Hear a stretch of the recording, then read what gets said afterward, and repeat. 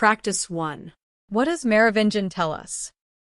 In the Matrix movie, the Merovingian says, choice is an illusion created between those with power and those without. His words are deep and make us think about the world we live in. He believes that what we call choice is often not real. Powerful systems or people control most of our options. They give us the feeling of freedom, but in reality, they set the rules. Imagine you go to a store to buy a phone. You may see many brands and models, but who decides which ones are available? Big companies decide what is produced and sold. The Merovingian's point is clear: your choices are shaped by others, and you only pick from what they allow. This is important in the context of the Matrix because humans believe they are free, but the machines control their reality. The Merovingian challenges this false freedom and suggests that real power lies in understanding who truly controls everything. His statement makes us question our everyday lives. Are we making our own choices, or are we just following a path designed by someone else? By understanding this, we might gain more control over our lives. The Merovingian reminds us to look deeper into what seems like freedom. Practice 2. The journey of education, from ancient Greece to today. Education has changed a lot over time. In ancient Greece, learning was very different from today. Schools focused on philosophy, art, and sports. Famous philosophers like Socrates, Plato, and Aristotle taught students how to think and ask questions. Only boys from rich families could go to school. Girls stayed at home to learn housework. In the Middle Ages, education was mostly in the hands of the church. Monks and priests taught boys how to read and write. The focus was on religion and Latin. Schools were rare, and only a few people had access to education. Girls and poor children still could not go to school. In the 18th and 19th centuries, things began to change. Many countries started to build public schools. Education became more organized and available for more children. Boys and girls could now attend school. Reading, writing, and math were the main subjects. The Industrial Revolution also influenced education. People needed new skills to work in factories. Today, education is for everyone. Many countries have free schools, and children of all ages can learn. Technology has also changed learning. Computers, tablets, and the internet help students study. Online classes make education easier for people around the world. Education is important for the future. It helps people get good jobs, think critically, and solve problems. Over time, it has become more inclusive and effective. Practice 3. Human brain. How did the human brain become so powerful? A long time ago, human brains were much smaller than they are now. They were simple and not as smart. Over millions of years, the human brain changed and grew bigger. It got smarter because humans needed to survive, learn, and work together. Let's explore how our brains became what they are today. In the beginning, early humans had small brains. They lived in forests and used simple tools like rocks and sticks. They hunted animals and gathered fruits and nuts to eat. These early humans had to be fast and strong to survive.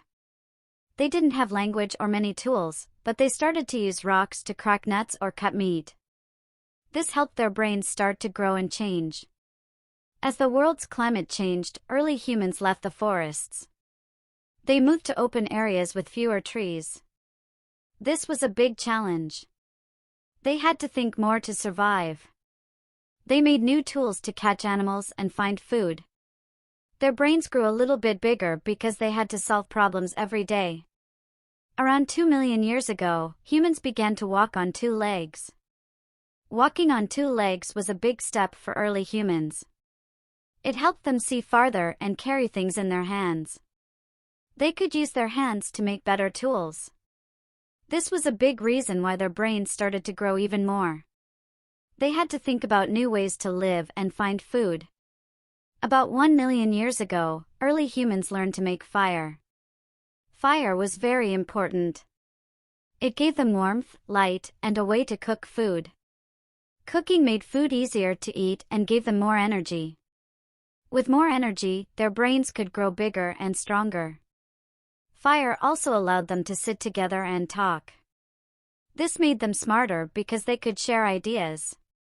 As their brains grew, early humans began to live in groups. They worked together to stay safe and find food. Living in groups was helpful because they could protect each other from danger. They also learned from each other. If someone found a good way to hunt, others could learn it too.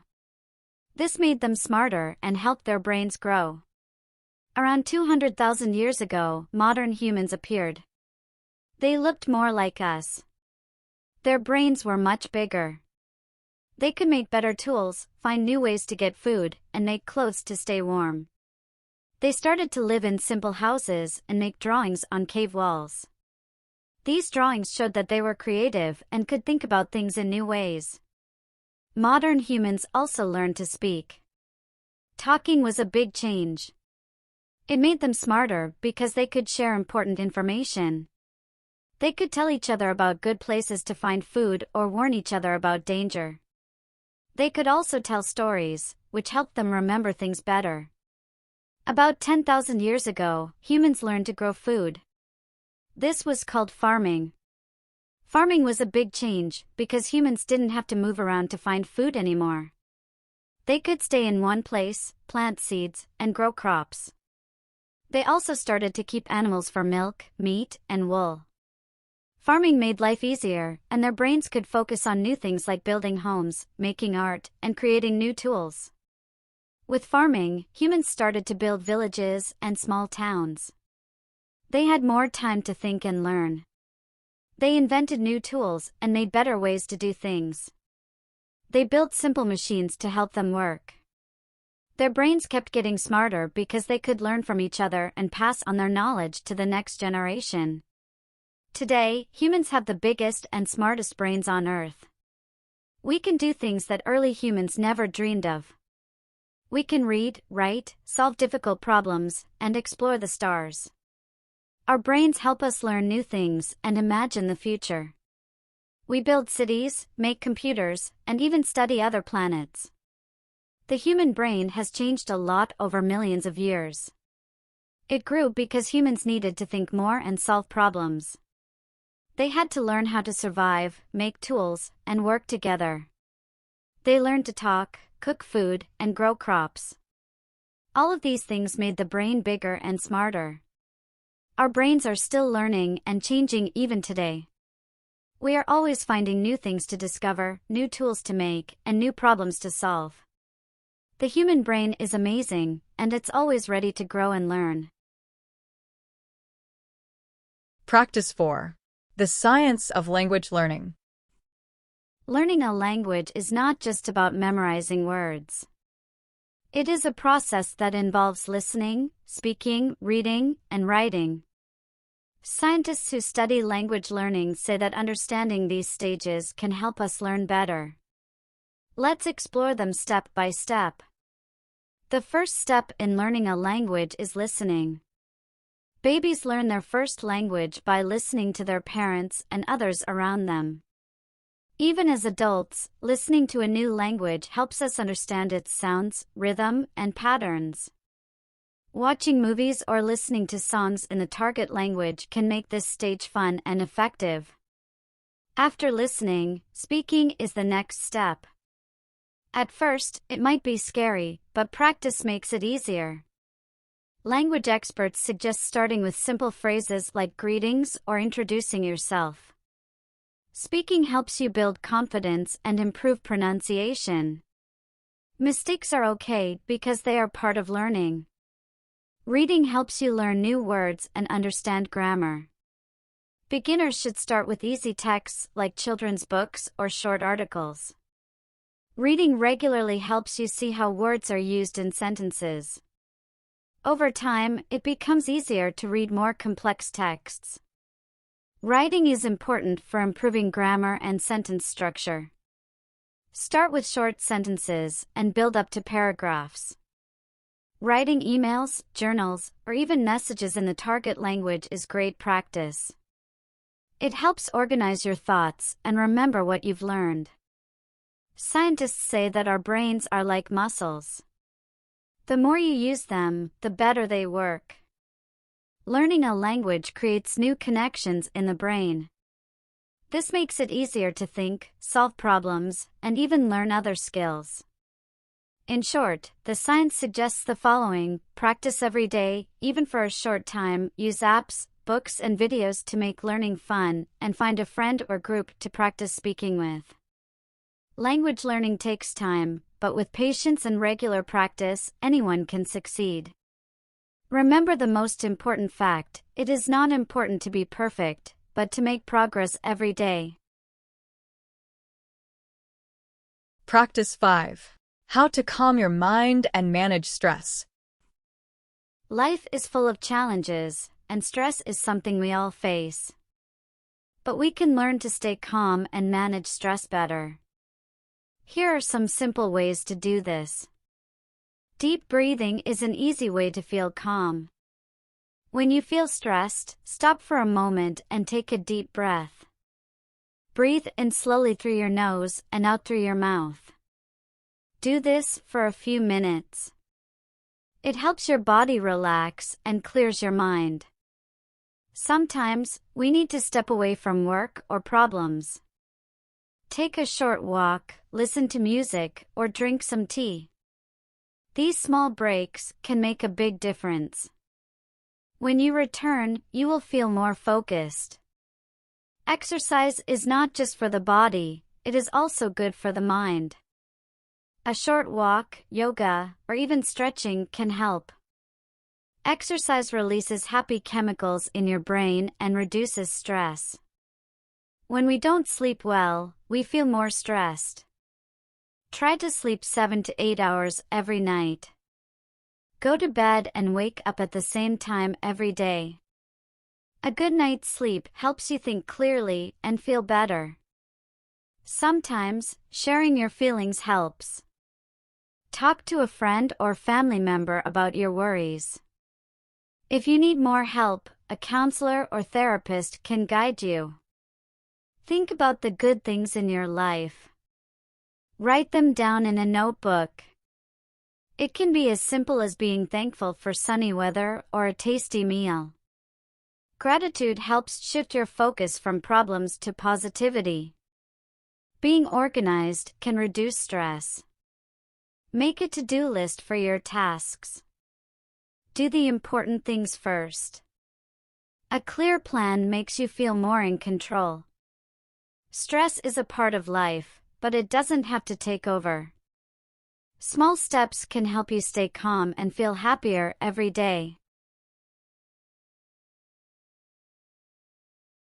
Practice 6. Nobel Prize. The Nobel Prize is one of the most famous awards in the world. It is given every year to people or groups who do great work in different fields. These fields include physics, chemistry, medicine, literature, peace, and economic sciences. But why and how did the Nobel Prize begin? The story starts with Alfred Nobel.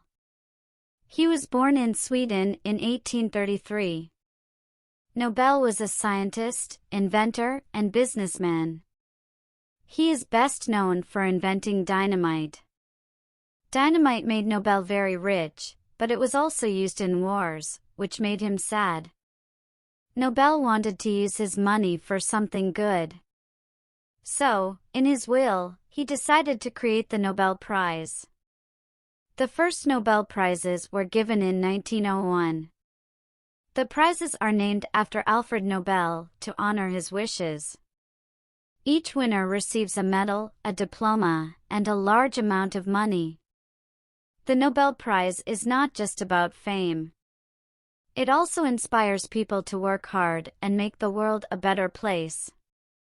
The Peace Prize is especially important. It is awarded in Norway, while the other prizes are given in Sweden.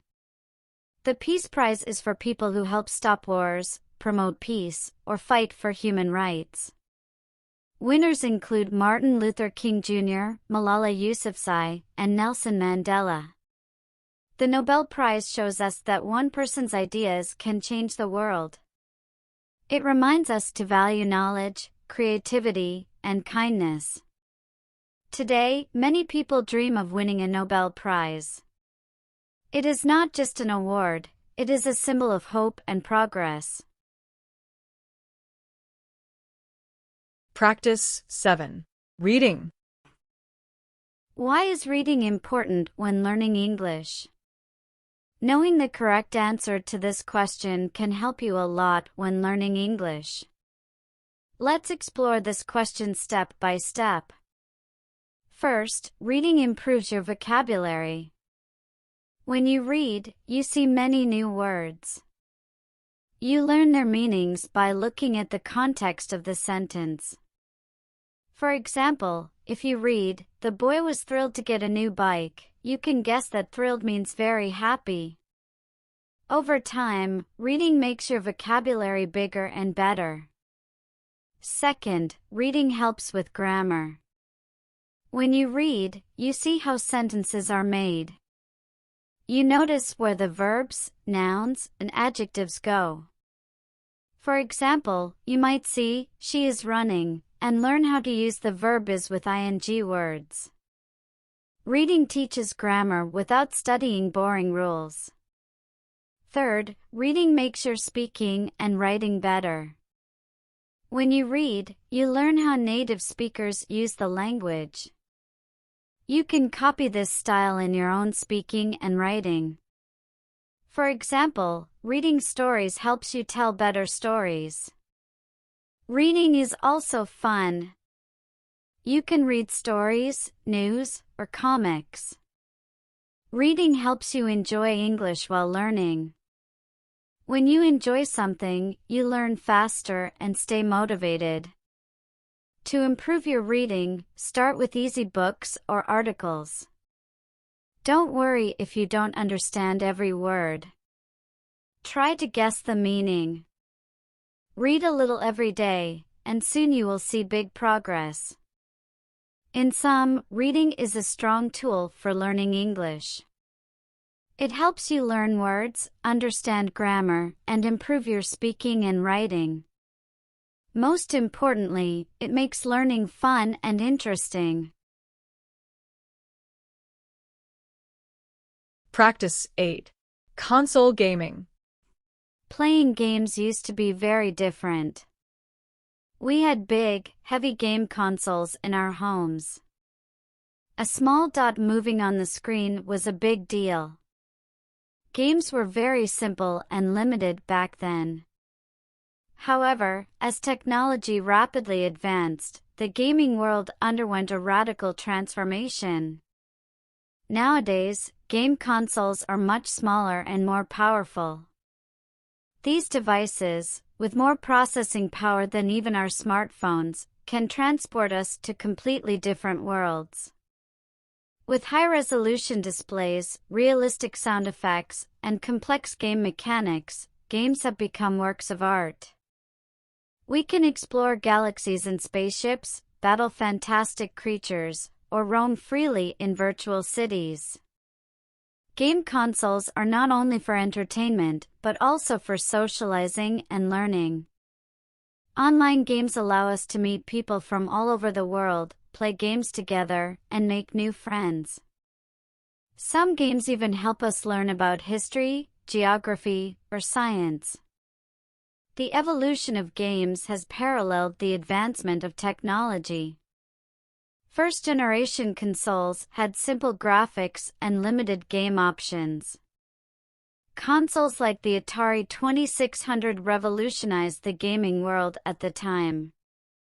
Subsequent generations of consoles came with more advanced processors, better graphics cards, and larger storage capacities. As a result, games became more realistic, more immersive, and more detailed. Today, the gaming industry is a multi-billion-dollar market. Game developers are constantly trying to provide better gaming experiences by using new technologies. Technologies such as virtual reality, VR, and augmented reality, AR, have taken games to a whole new level. With VR headsets, we can step into games and experience virtual worlds as if they were real. AR enriches the gaming experience by combining the real world with digital elements. Practice 9. Space mining. Space mining is about taking materials from space. It means getting metals, water, and other things from the moon, asteroids, or planets. In the past, people did not think about this. But now, we know space has many resources. Scientists are studying how to use them. Today, many companies and scientists are working on space mining. They are building new tools and rockets. Asteroids have gold, silver, and iron. The moon has ice that can become water or fuel.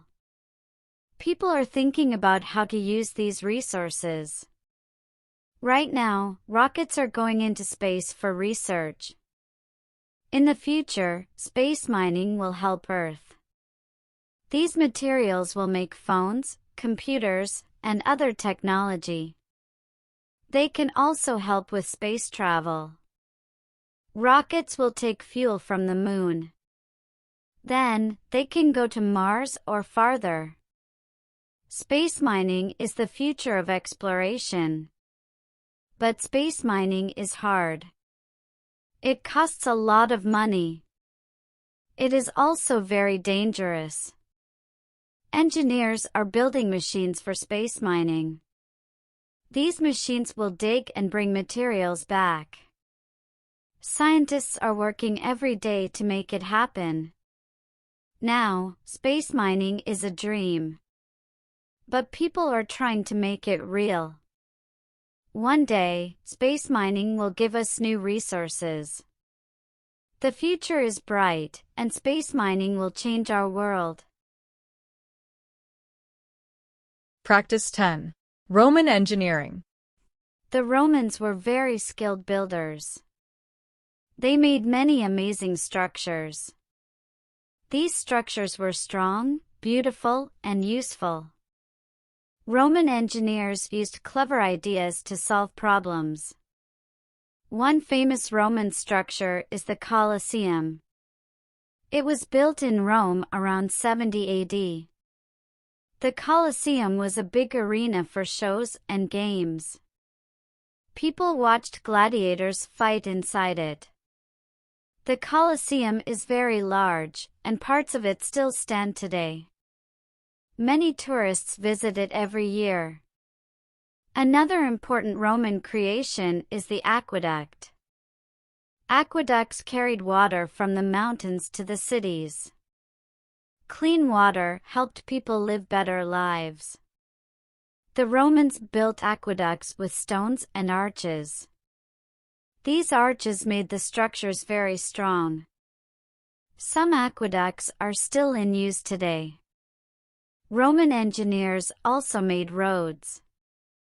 They built roads across the Roman Empire. These roads helped people travel quickly and easily. Roman roads were straight and made with strong materials. Soldiers, merchants, and travelers used these roads every day. The Romans invented strong concrete. This concrete helped them build structures that lasted a long time. Engineers today study Roman concrete to learn how to make buildings last longer. Roman baths were another great idea. These baths were large and open to the public. People went there to relax and clean themselves. Baths had pools with hot and cold water. The Romans heated the water using fire and clever heating systems. Roman engineering influenced the world. Their ideas helped other cultures build better cities. Today, engineers still learn from Roman constructions. Practice 11. A life-changing experience. Kate is a university student in Italy. She studies history at a university in Rome. Last year, she joined an exchange program. She traveled to Sweden to study at Stockholm University. Kate stayed in Sweden for 3 months. At first, Kate was nervous. She thought, will I make friends? Will I like the classes? But when she arrived in Stockholm, she felt excited. The city was beautiful. The buildings were colorful, and the streets were clean. Every morning, Kate went to her classes. She studied hard and learned a lot. The professors were kind and helpful. She loved the way they taught. The university had a big library, and Kate spent many hours reading there. In the afternoons, Kate explored the city. She visited museums and parks. She saw old Viking ships and learned about Swedish history. Sometimes, she sat in a cafe and enjoyed a hot cup of coffee. Kate also made many friends. Her classmates were from different countries. They shared stories and talked about their cultures. One evening, they cooked food together. Kate made Italian pasta, and her friends cooked Swedish meatballs. Everyone laughed and had fun. On weekends, Kate traveled. She went to small towns outside Stockholm. She saw lakes, forests, and even the northern lights. It was cold, but she wore warm clothes and felt happy. After 3 months, Kate returned to Italy. She felt proud of herself. She had learned new things, made new friends, and had wonderful memories. She said, "Studying in Sweden was the best experience of my life." Practice 12. Fashion internship in Paris. My name is Lillian, and I am a fashion student. Last summer, I had an exciting experience in Paris. I did an internship in the fashion industry. It was my first time in Paris, and I was so happy. Every morning, I woke up early. I took the metro to the fashion studio. The studio was small but very beautiful. I worked with a team of designers. They were kind and talented. My job was to organize fabrics, help with designs, and prepare for fashion shows. I was learning something new every day. During the afternoons, I walked around Paris. I visited famous places like the Eiffel Tower and the Louvre Museum. The Eiffel Tower was amazing, and the view was incredible. At the museum, I saw beautiful paintings and sculptures. I loved Parisian food. I tried croissants, baguettes, and macarons. My favorite drink was hot chocolate. One evening, I had dinner at a small cafe. The cafe was next to the Seine River, and the view was magical. On weekends, I explored more of the city. I went to Montmartre, where I saw street artists painting. I also visited fashion boutiques and learned about Parisian style. The city was full of inspiration. One day, we prepared for a big fashion show. It was very busy. Everyone was running around. I was helping models with their dresses. When the show started, I watched from backstage. The lights, music, and clothes were amazing. I felt proud to be part of it. After 3 months, my internship ended. I was sad to leave, but I was also proud. I learned a lot about fashion and Parisian culture. Paris changed me. It made me more confident and creative.